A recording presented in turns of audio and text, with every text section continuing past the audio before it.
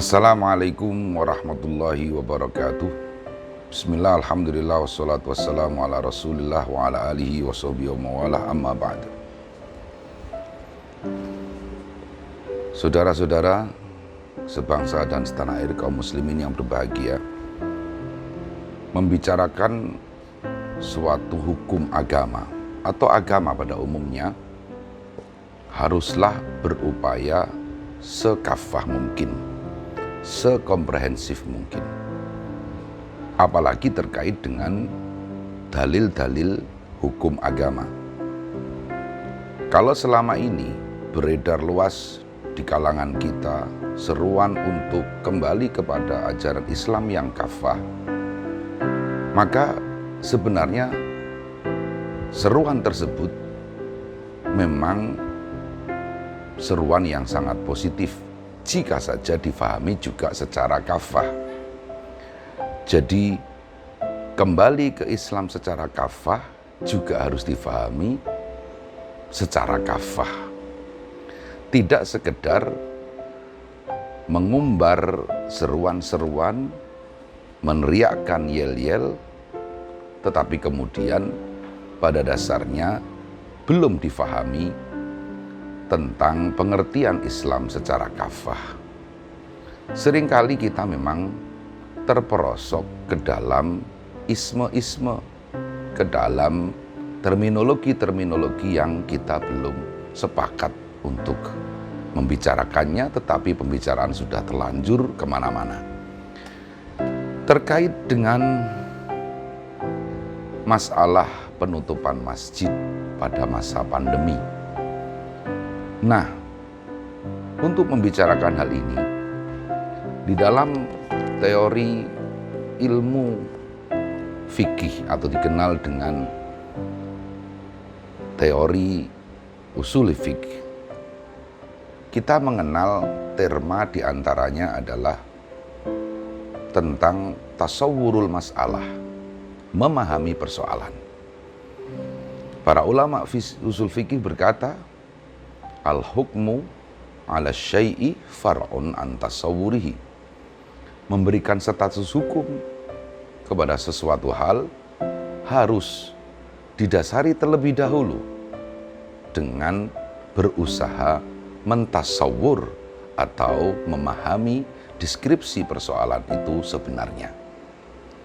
Secara singkat, penutupan masjid di masa pandemi adalah lebih dititik beratkan kepada zona atau daerah tertentu.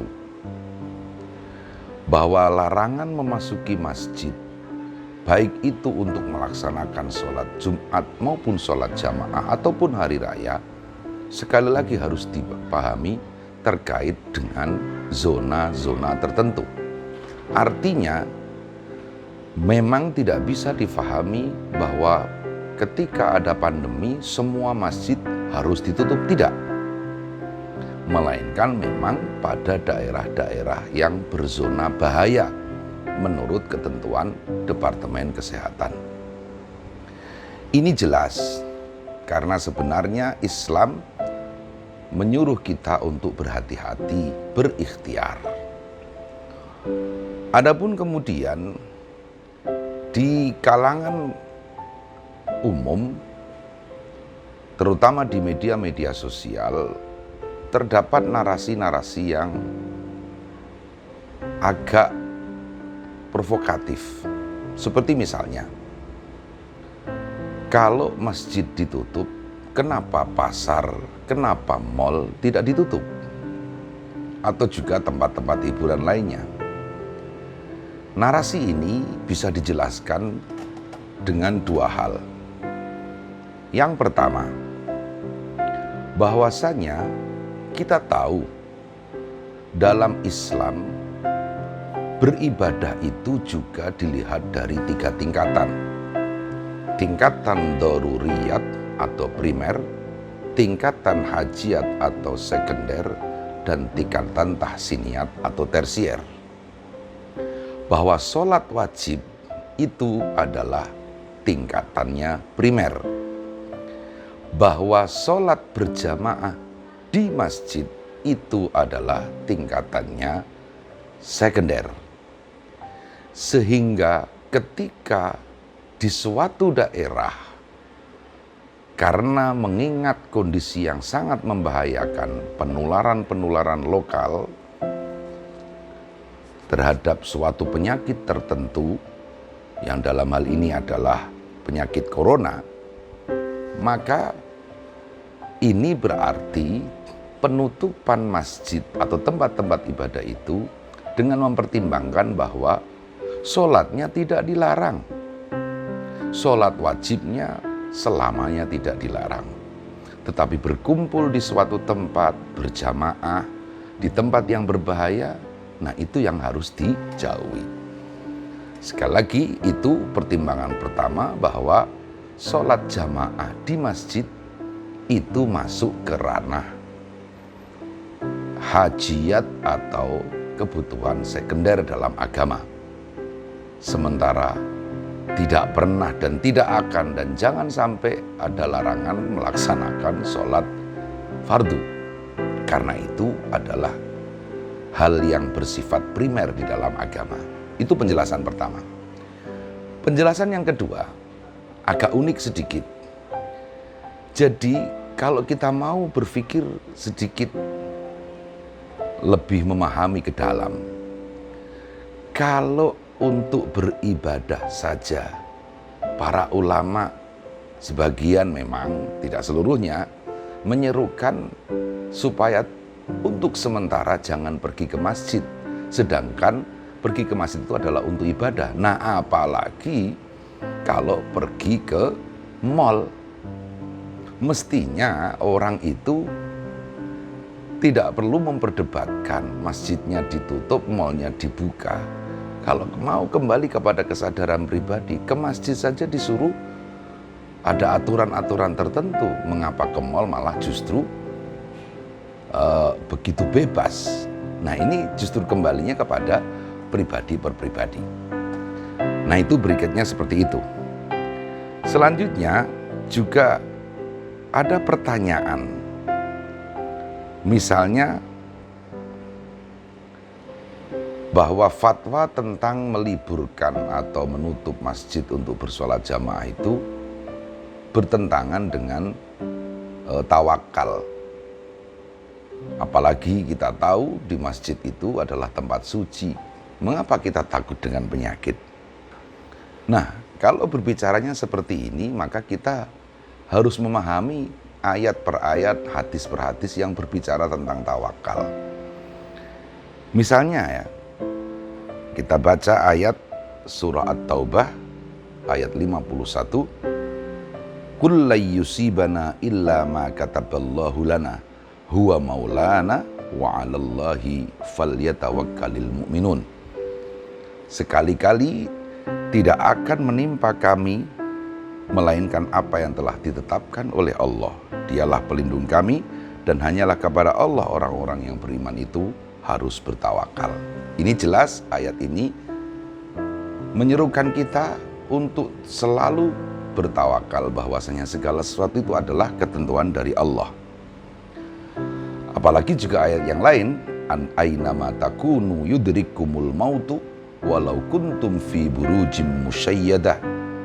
Surah An-Nisa ayat 78, di mana saja kalian berada akan terkejar oleh kematian walaupun kalian berada di benteng-benteng yang kokoh dan kuat. Tetapi di pihak lain, Rasulullah Shallallahu Alaihi Wasallam juga pernah menyatakan firra minal majzum firaraka minal asad. Larilah kalian dari orang yang berpenyakit kusta yang menular seperti kalian lari menghindari diri dari seekor singa. Ini jelas bahwasanya Rasulullah sendiri menyarankan kita untuk menghindari hal-hal yang berbahaya. Sehingga karenanya ketika ada pandemi di negeri Syam pada masa pemerintahan Sayyidina Umar bin Khattab, beliau ketika itu hendak memasuki tanah Syam Tetapi kemudian karena ada informasi adanya pandemi di sana, maka Sayyidina Umar bin Khattab kemudian memerintahkan untuk mengurungkan niat untuk tidak memasuki daerah Syam yang waktu itu sedang terjadi pandemi. Sejumlah sahabat baik dari kalangan Ansor maupun Muhajirin menyampaikan keberatan atas keputusan Sayyidina Umar itu, seraya sebagian dari mereka berkata kepada Sayyidina Umar, "Wahai Umar, mengapa Anda lari dari takdir Allah?" Jawaban Sayyidina Umar, "Saya lari dari satu takdir Allah untuk berlari menuju takdir yang lain." Nah, demikian juga terkait misalnya dengan seruan tetap cuci tangan pakai sabun meskipun setelah kita berwudu. Seolah-olah orang itu tidak percaya terhadap keampuhan air wudu sehingga masih perlu sabun untuk mencuci tangan. Jawabannya mudah. Kita tidak perlu merasa sebagai orang yang suci, yang sudah percaya bahwa air wudhu kita adalah air wudhu yang sakti, keramat. Jangan seperti itu. Jadi air wudhu tetap suci, air wudhu tetap sesuatu yang berkah. Tapi ingat, siapakah kita? Nah, selama kita tidak mampu atau belum mampu menyatakan bahwa diri kita itu sudah memiliki air wudhu yang keramat, apa salahnya kalau kita tetap menjaga diri dengan mencuci tangan pakai sabun. Nah, jadi sekali lagi saudara-saudari yang berbahagia, memahami agama itu harus komprehensif. Kalau dilihat dari satu sisi saja menutup masjid, apalagi hanya headline penutupan masjid, memang akan mengundang berbagai reaksi. Tapi kalau kemudian kita jelaskan bahwa penutupan masjid itu hanya pada zona-zona tertentu, itu satu. Dan yang kedua, bahwasanya menutup masjid itu hanya sekedar untuk kegiatan yang mendatangkan kerumunan dalam jumlah banyak. Sehingga karenanya kalau kita tetap ingin menghidupkan masjid, silahkan. Misalnya hanya beberapa orang pengurus takmir masjid, sedangkan terutama jamaah-jamaah lain dari daerah-daerah yang kita tidak tahu, maka untuk sementara sebaiknya tidak memasuki masjid tersebut. Nah, karena semuanya dalam rangka upaya untuk memutus mata rantai penyebaran corona ini. Yang jelas, agama kita itu agama yang diharapkan mudah, meskipun jangan dipermudah. Jadi, sholat wajib tidak pernah boleh ditinggalkan, tetapi juga sholat jamaah jika melihat kondisi tertentu. Sedangkan dalam kitab-kitab fikih klasik saja, seseorang yang karena alasan hujan lebat, maka tidak perlu datang ke masjid untuk melaksanakan sholat jamaah. Nah, apalagi ini kaitannya dengan penyakit yang selama ini kita rasakan bersama. Dan juga perlu diketahui bersama bahwasanya dengan menjalankan agama itu, ya, seharusnya kita tidak merasa sudah mencapai pada tingkatan tertentu. Tetapi bagaimana kita tetap bertawadhu, merasa bahwa ibadah kita belum sempurna, sedangkan kita juga masih dibebani dengan kewajiban-kewajiban lain, seperti kewajiban menjaga diri. La tulku biaidikum ila tahlukah. Demikian, wallahu a'lam bishawab, wallahul muwaffiq ila aqwamit thoriq. Wassalamualaikum warahmatullahi wabarakatuh.